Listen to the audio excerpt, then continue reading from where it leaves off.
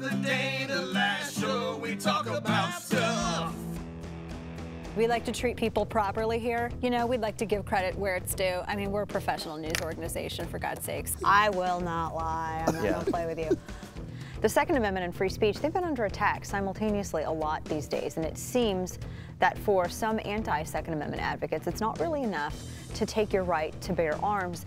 They also seem to want to prevent you from even discussing the Second Amendment or even discussing firearms. Here's the thing, you know, free men don't ask permission. Okay, I'm not asking permission for anything. It's the old adage, you know, you give them an inch, they're going to take a mile. That doesn't sound very loving. No. Pay no attention to the troops being sent into Iraq. There's no historical precedence that this is a lead up to war. 450 troops are now being sent into Iraq to train security forces. Now remember, we do have some boots already on the ground that were supposed to be doing that were announced earlier last year. In 1961, under President Kennedy, these would have been called advisors, and we know how that went, right? The things that he is doing are, you're absolutely right, are completely political. They're based on what he feels he wants his legacy to be. He's sending more soldiers over there, but they're being sent over essentially to do rudimentary training, which is not really going to help this situation. The latest police versus the public moment seems to have happened right here in Texas, when McKinney police responded to a report that teens were trespassing and fighting at the private community pool in McKinney, Texas. Things turned quickly into a mess, and by the end of it, a gun had been drawn down on two teenagers by one of the officers, and the families of those kids are now claiming that they were targeted for racial reasons. He was placed on administrative leave pending an investigation, and then he quit. So is that going to be it?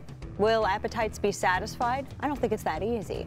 I don't speak for every cop in America, but I represent this, and I speak on behalf of this profession. I'm going to fight this political class from using us as a political football and an opportunity to score some cheap political points with a certain constituency in this country, this angry mob, so to speak.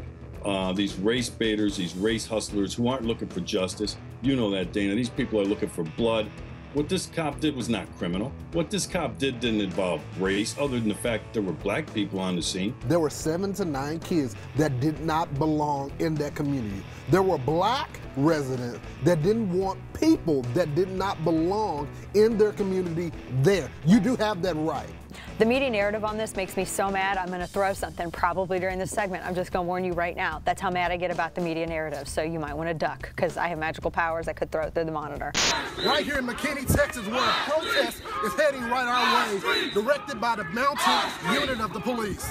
What else do you plan on doing to ensure you, as a faith-based leader, push that community policing model? Well, the brothers of our church, we call them Impact, men passionate about changing things. They're going to be on patrol in the neighborhood where there have been death threats, and there are going to be threats about burning down houses. So we're already preparing to patrol the area with our brothers. I'm banding with my friends that are here, and we're going to, as a whole unit, come together and say, this is our city, not on our watch, and not while we're praying. This pastor not only impressed our panel yesterday, but every single one of our viewers. You really can tell that there is a presence of real men of God in this community, and not people who they see a camera and then it just becomes very sensational. You know, we call McKinney a city of God, that is for God, and I believe that when God gets on the scene first, because whatever happens first is what's true.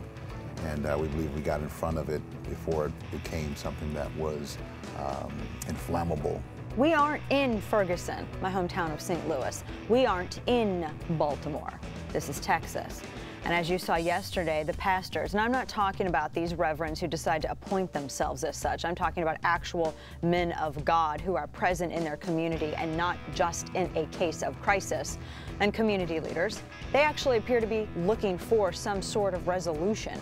Real resolutions. They aren't looking to encourage bad behavior. They're not pretending that teenagers did nothing wrong. I think that the way that everything's been going in the national scene with the protests and how hamstring the cops are becoming, that there's becoming less fear of them because they know you don't want to get in trouble, do you? We need to teach our young people how to interact with the police. Right. This is that conversation that we've been talking about.